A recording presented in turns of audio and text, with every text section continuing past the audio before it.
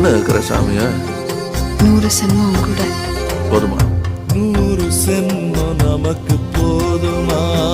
வேற வர ஏதும் கேப்பமா? சகாவரம் கேப்போம் அந்த சாமிய